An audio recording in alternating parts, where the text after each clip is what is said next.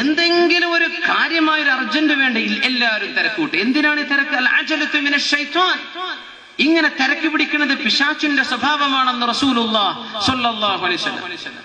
നമ്മുടെ സംസ്കാരം നമ്മുടെ റോട്ടിലും നമ്മുടെ ഡ്രൈവിംഗിലും കാണാൻ പറ്റുന്ന സംസ്കാരം ഡ്രൈവിംഗിൽ കാണാൻ പറ്റും, നടത്തത്തിൽ കാണാൻ പറ്റും, ബൈക്ക് ഓടിക്കുന്നതിൽ കാണാം. ഇത് മുസ്ലിമിന്റെ സംസ്കാരമാണ്. മറ്റുള്ളവനെ ബഹുമാനിക്കുക. അങ്ങനെയാണ് മറ്റുള്ളവനെ ബഹുമാനിക്കുക. ഓട്ടോറിക്ഷയിൽ കയറിയിരിക്കുമ്പോഴേക്കും പൈലറ്റായി എന്ന വിചാരം. സുബ്ഹാനല്ലാഹ്. എന്നാൽ ആർക്കെങ്കിലും ഷെയർ എടുത്തോളൂ. ഓട്ടോറിക്ഷ ഡ്രൈവർക്കാർ സദസ്സിലുണ്ടാവും. അവർ ഓട്ടോറിക്ഷയിൽ നിന്ന് ഇറങ്ങിയ നല്ല മനുഷ്യന്മാരാട്ടോ. ഉണ്ട് ബസ്സിലെ കണ്ടക്ടർമാരും ഡ്രൈവർമാരൊക്കെ അതിന്റെ ഉള്ളിൽ കയറിയ ഒരു സ്വഭാവം. ലീവിൽ ഇറങ്ങിയ എന്തോ ഒരു നല്ല മനുഷ്യന്മാരാ, പക്ഷെ അത് കയറി ഇരുന്ന എന്തോ സ്വഭാവം. എന്തിനാണതൊക്കെ? അജലതു മിനശ് ശൈത്വാൻ. നമുക്ക് പാടില്ല. പരസ്പരം ബഹുമാനിക്ക്. തിരക്ക് പിടിച്ചു പോകുന്ന ആളുകളുണ്ട്, അവർക്ക് വഴി കൊടുക്കുന്നത് നന്മയാണ്, കൂലി കിട്ടും. ഹെൽമെറ്റ് ധരിച്ചാൽ കൂലി കിട്ടൂലേ? നിങ്ങൾ എന്താ പറയുന്നത്? ഹെൽമെറ്റ് ധരിച്ച അള്ളാഹിന് കൂലി കിട്ടുന്നു. പോലീസുകാർക്ക് വേണ്ടി ധരിക്കണ്ട, നിനക്ക് നിന്റെ സേഫ്റ്റിക്ക് വേണ്ടിയിട്ടായി പറയുന്നു. ലാ തുൽഖൂ ബിഐദീകും ഇല തഹ്ലുക. നാശം വരുത്തി വെക്കരുത് എന്ന് ഖുർആൻ പറഞ്ഞില്ലേ? നാശം വരുത്തി എന്തേ? ഒരു ബൈക്കിൽ നിന്ന് സ്ലിപ്പായി കഴിഞ്ഞാൽ റോട്ടിൽ തലയിടിച്ചു വീണാൽ ബ്രെയിൻ പോയാൽ പിന്നെ എന്താ? ജീവച്ഛവമായി കടന്നിട്ട് എന്താ കാര്യം? തലച്ചോറെങ്കിലും ബാക്കിയുണ്ടെങ്കിൽ ജീവന്റെ തുടിപ്പ് ബാക്കി സംസാരിക്കാനെങ്കിലും പറ്റും. തലച്ചോറിന് കേടുവരില്ല ഹെൽമെറ്റ് ധരിച്ചാൽ. ഇത് ഞാൻ ധരിക്കണത് അല്ലേ, നാശത്തിലേക്ക് എടുത്തു ചാടരുത്, നാശം വരുത്തി വെക്കരുതെന്ന് അള്ളാന്റെ ഖുർആനിൽ പറഞ്ഞിട്ടുണ്ടല്ലോ. ഞാൻ അതുകൊണ്ട് വെക്കുകയാണ്. അങ്ങനെ ഹെൽമെറ്റ് വെച്ച് ധരിച്ച് വാഹനം ഓടിക്കുന്ന ബൈക്കുകാരൻ ആ വാഹനപ്പുറത്തിരിക്കുന്ന സെക്കൻഡ് അള്ളാഹുവിനെ ചെയ്ത ഇബാദത്താണ്.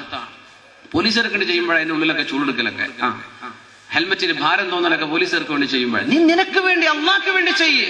അതിലെന്താ കുഴപ്പം? ചെക്കിംഗ് ഉണ്ടെങ്കിൽ നമ്മൾ ഹെൽമെറ്റ് ഒക്കെ എടുത്തിട്ട് പൊടിയൊക്കെ തട്ടിട്ട് എടുക്കും. അങ്ങനൊന്നും ചെയ്യരുത്. നമ്മൾ ഡിസിപ്ലിൻ ഉള്ള സമൂഹമാണ്. മുസ്ലിമീങ്ങൾ ഡിസിപ്ലിൻ ഉള്ള ആളുകളാണ്. ലാ യജൂസു ലിമുസ്ലിമിൻ അൻ യുറവ്വിഅ മുസ്ലിമ. ഒരു വിശ്വാസിക്ക് മറ്റൊരാളെ പേടിപ്പിക്കാൻ പാടില്ല എന്നാണ്. വാഹനം ഓടിക്കുമ്പോൾ പേടിപ്പിച്ചു കുത്തുവെന്ന് വിചാരിച്ചു വരിക, സഡൻ ബ്രേക്കിന്റെ മുമ്പിൽ വന്നിട്ട് ഇടങ്ങാറാക്കുക.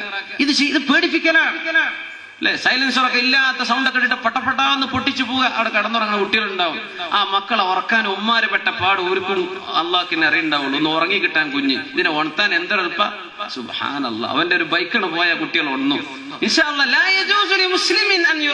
ഒരാൾക്കും മറ്റൊരാളെ പേടിപ്പിക്കാൻ പാടില്ല. ഡ്രൈവ് ചെയ്യുന്ന സമയത്ത് പ്രത്യേകം ശ്രദ്ധിക്കണം.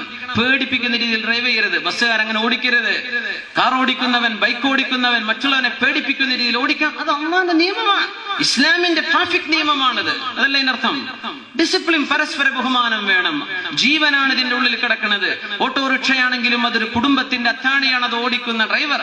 അതിന്റെ ഉള്ളിൽ യാത്ര ചെയ്യുന്നവർ, ഹോസ്പിറ്റലിലേക്ക് പോകുന്ന പെണ്ണുങ്ങളും കുട്ടികളും ഉണ്ടാവും, പാവപ്പെട്ട ആളുകളുണ്ടാകും. കാറ് വിളിച്ചു പോകാൻ പറ്റാത്തവനെ ഓട്ടോറിക്ഷയിൽ പോകുന്നതെന്ന് വിചാരിക്കാം. ജീവന് വില കൊടുക്കണം. വാഹനത്തിന്റെ വലുപ്പം നോക്കിയിട്ടോ വില നോക്കിയിട്ടോ അല്ല, ജീവന് വില കൊടുക്കണം. പരസ്പരം ബഹുമാനിക്കണം. ധൃതി പിടിക്കല്ല. എല്ലാവർക്കും ധൃതി. ഇതാണ് ഇന്നത്തെ പ്രത്യേക പ്രശ്നം. എല്ലാവർക്കും ധൃതി. അൽ-അജല. ആർക്കും സമയം തികയണില്ല. അതാണ് പ്രശ്നം.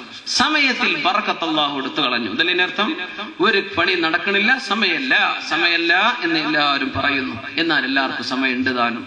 ഇത് ഒരു അത്ഭുതമാണ്. ഇത് നമ്മൾ അനുഭവിക്കുന്ന ഒരു പ്രതിഭാസമാണ്. ഇങ്ങനെ സംഭവിക്കുമെന്ന് 1400 വർഷങ്ങൾക്ക് മുമ്പ് അഷ്റഫുൽ ഖൽഖ് റസൂലുള്ളാഹി